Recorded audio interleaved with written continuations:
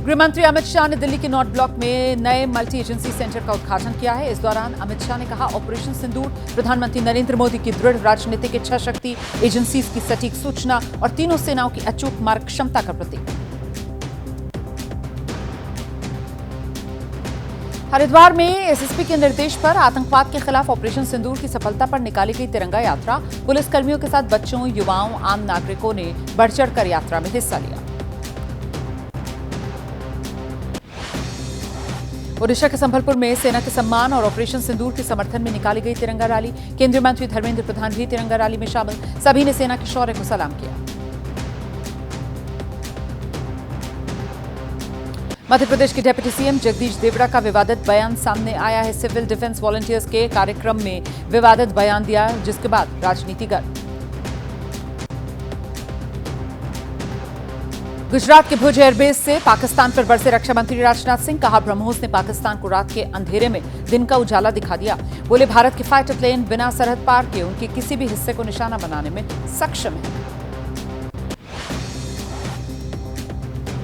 वायुसेना के जवानों की तारीफ में राजनाथ सिंह ने कहा है, आप लोगों ने देश का मस्तक ऊंचा किया है, आपने ऑपरेशन सिंदूर को सफल बनाया, उसके लिए आपका अभिनंदन। बोले, जितनी देर में लोग नाश्ता पानी निपटाते हैं, उतनी देर में सेना ने दुश्मनों को निपटा दिया। राजनाथ सिंह ने कहा, प्रधानमंत्री मोदी ने दिया था ऑपरेशन सिंदूर का नाम।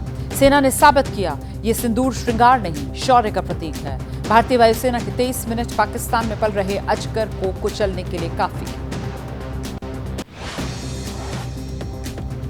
मंत्री विजय शाह के खिलाफ कांग्रेस विधायकों ने काले कपड़े पहनकर राज्यपाल से मुलाकात की है। राजभवन के बाहर कांग्रेस विधायकों ने प्रोटेस्ट किया, कार्रवाई की मांग।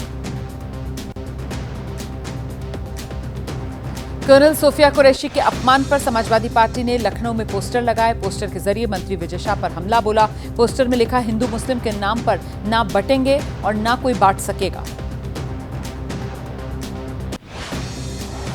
पटना में आरजेडी ने लगाए जगह जगह पोस्टर। पोस्टर के जरिए मध्य प्रदेश के मंत्री विजय शाह का घेराव किया। विजय शाह की गिरफ्तारी की मांग की। लिखा, कर्नल सोफिया कुरैशी का अपमान हिंदुस्तान नहीं सहेगा। कोलकाता में बर्खास्त शिक्षकों का विकास भवन के सामने प्रदर्शन जारी। कल रात शिक्षकों और पुलिस के बीच झड़प हुई थी, जिसको देखते हुए आज विकास भवन के बाहर भारी पुलिस बल तैनात। उत्तर प्रदेश के मुरादाबाद में विश्व हिंदू परिषद ने एसपी सांसद रामगोपाल यादव के खिलाफ थाने में शिकायत दर्ज करा दी है। रामगोपाल ने विंग कमांडर व्योमिका सिंह को लेकर विवादित टिप्पणी की थी। रामगोपाल के खिलाफ देशद्रोह का मुकदमा दर्ज करने की मांग। विंग कमांडर व्योमिका सिंह के खिलाफ जातिसूचक शब्दों का इस्तेमाल करने पर बढ़ा बवाल। समाजवादी पार्टी के सांसद रामगोपाल यादव बोले, मैंने तो सिर्फ ये कहा कि कर्नल सोफिया का धर्म देखकर गाली दी गई। अगर इन लोगों को व्योमिका सिंह की जाति पता चल जाती तो ये व्योमिका सिंह को भी गालियां देते।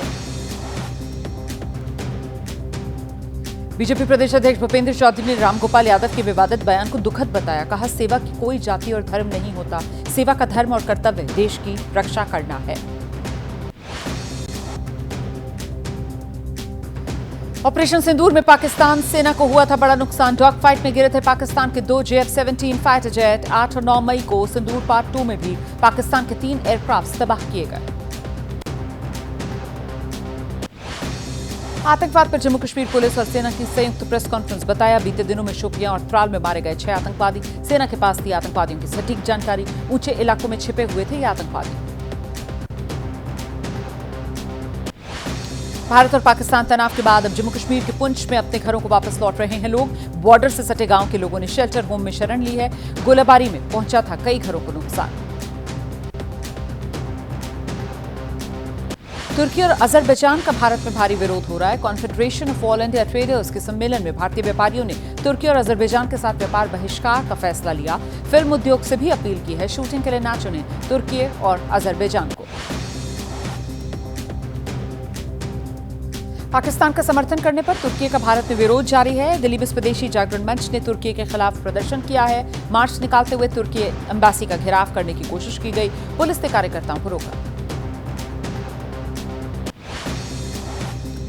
दिल्ली के व्यापारियों ने तुर्की के साथ व्यापार और तुर्की का सामान का विरोध किया है। व्यापारी और ट्रैवल एजेंसी मालिकों ने तुर्की और अजरबैजान के साथ व्यापार पर पूर्ण प्रतिबंध का संकल्प लिया।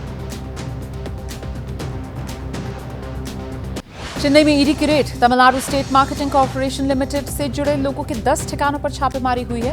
पीएमएलए के तहत ये कार्रवाई।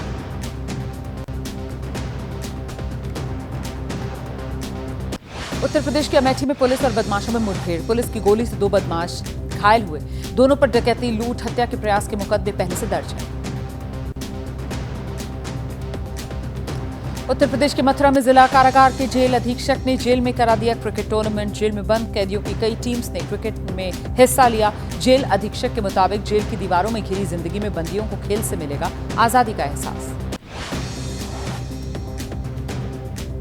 दिल्ली की शाहदरा बिहारी कॉलोनी में एक 4 मंजिला बिल्डिंग कभी भी गिर सकती है। एक तरफ झुक गई है ये बिल्डिंग। एमसीडी ने बिल्डिंग को खाली करने का नोटिस जारी किया है।